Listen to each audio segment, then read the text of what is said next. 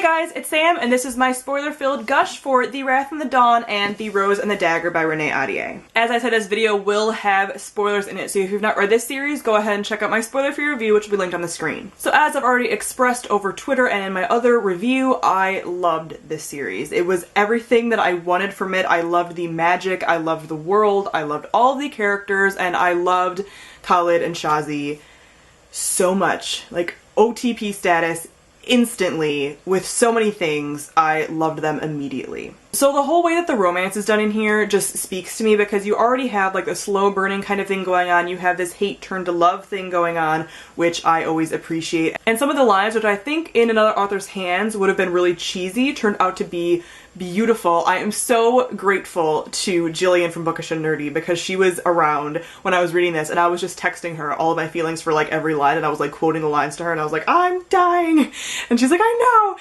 So there's so many lines that just speak to me and their relationship. I love that he calls her my everything, and when they use terms of endearment in their own language, like that just means a lot to me. Whenever that happened, I was like, I'm dead. I'm on the floor, I'm dead. When he first started calling her the Mountain of Adamant, that was my first sign where I was like, uh-oh, like I'm gonna be in love with them. Because when he's referring to her as similar to a mountain that pulls people to it with its strength, like, yes, yes.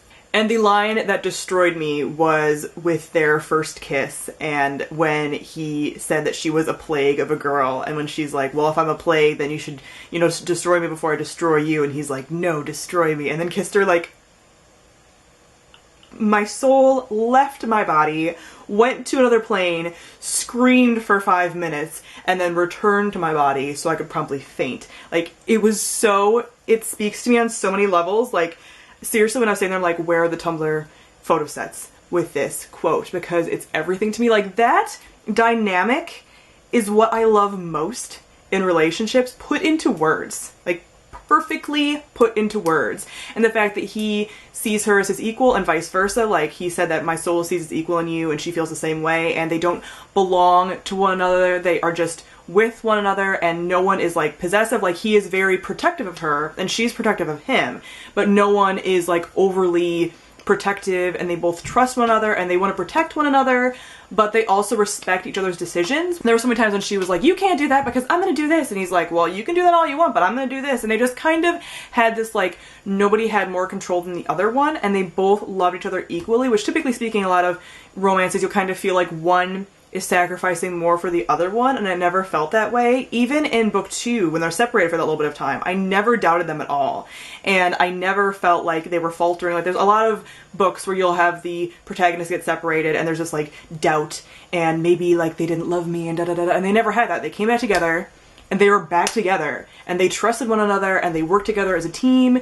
They are a wonderful team, and they're both like witty, and they complement one another, and they're both very strong, and I just have so many emotions about them. I love when couples can just communicate with a look, and I'm also glad that everyone around them could kind of see their relationship, especially with Turek. I felt like he got to see that their relationship is real, and it wasn't just like words. Like, he could plainly see, and even said in his like point of views that like he could tell, and he should have been able to tell earlier, and he was just like lying to himself. So I'm also glad that that didn't turn into like a love triangle or anything. I was worried that that would potentially happen, but I'm glad that it didn't. And I'm also really glad about, as far as the romance stuff, that she had a first love and that Khalid wasn't her first love, but this guy was, and that when they first got married, they had sex right away, and it like wasn't a loving thing. It wasn't like rape or anything, obviously, but it wasn't a loving thing at all, and then that transformed. Like, usually you don't have that happen at all in YA. Even though they were married, you don't usually have that kind of thing. So the fact that she was kind of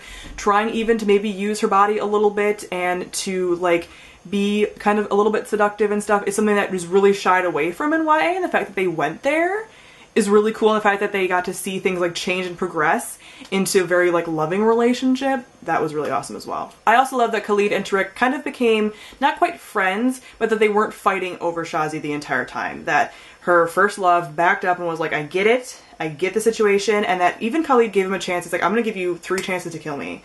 Like, I am. And then he was like, you know, if I kill you, I am hurting her, so I'm not gonna do that. And they both were like, okay, we're calling a truce. And that was really cool too, because a lot of times you'll have these relationships where people will be fighting like the entire time, and that just wasn't necessary, and again shows the maturity of the characters. As far as the side characters, I really liked them as well. Despina and Jalil are probably my favorites, especially Despina. When I first saw her, I was like, she's amazing, and I loved her and Shazi's friendship. I loved all of the like secrets that was happening with that, with her being kind of like a double agent, and I thought for sure that she was betraying them for a while there. Like, I was like, no, I'm pretty sure she's probably a double agent against her father now, but she was convincing. And then with everything with her and like Jalil and how they were like, they didn't want to tell each other how they felt, and then she left and he was mad at Khalid because she left, and it's just, I have a lot of feelings about them. I know they have a short story that I should probably read, and I don't know if I can even handle it, honestly, because they're so great. I love like Vikram's relationship with Khalid and Jalil's relationship with Khalid and Shazi and her sister and Shazi and even like Rahim and all of them. I really loved all of that.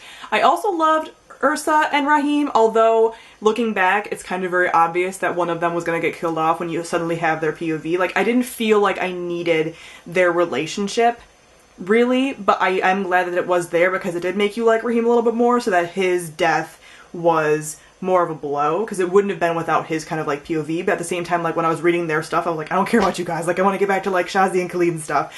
So I get why it happened. I'm glad it did, because I thought that this finale had a lot more punch. Like, a main really good character that people liked was killed off. And that had to have happened, because when you have this kind of like battle with really high stakes and no one dies, I hate that. So this was realistic. I felt like it pulled no punches and actually like gave the full magnitude of the situation, and I always really appreciate that with finales. As far as the curse, I felt like the whole thing was really unfair when I heard about it. Obviously, like, I'm glad that it was a situation that you understand why he's doing what he's doing, but you also don't have him doing it unnecessarily, and that he felt like he was trapped, and thankfully they had a way to break the curse and everything. But that was just really sad, because it's like, what is he supposed to do? Like, it wasn't even just a curse against himself, it was a curse against like all of his people as well, and he's trying to be a good king, and what is he supposed to do? So it was, again, another reflection of how good of a character he is and how actually a good person he is, but that the curse was trying to ruin him, basically, which is just really crappy, because although the dad of that girl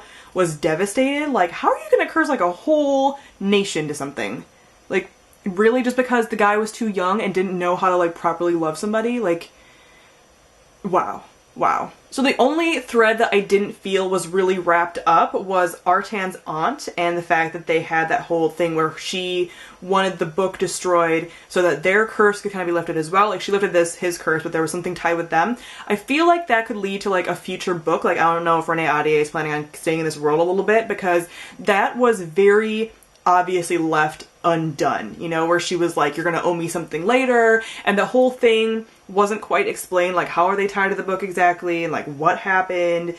So all of that I feel like needs more explanation. Like, I don't think it took away from this particular story, but I'd be really excited if there was another book coming out in the world revolving around that situation, whether it was a prequel or whether it was happening after or whatever. I felt like that piece wasn't completely tied up, and I would like to know exactly all the interweavings of that. I loved the theme of lady friendship as well. I loved that it was ladies taking down villains and stuff, and how Despina and her sister took down their father, and that they, you know, overthrew him, and now her sister is ruling, and that her sister was just a pawn to be used by the dad as well, and so that's why she kind of claimed everything as her own. And then just Shazi and her sister Ursa, and how she became like kind of like an alchemist, or with like, you know, like tonics and stuff like that. So all of the female characters are just as badass, if not more so, than all of the men, which is awesome. Like, the men are really good fighters, and that's great, but I feel like the women hold their own just as much. And it was even said in the book how, like,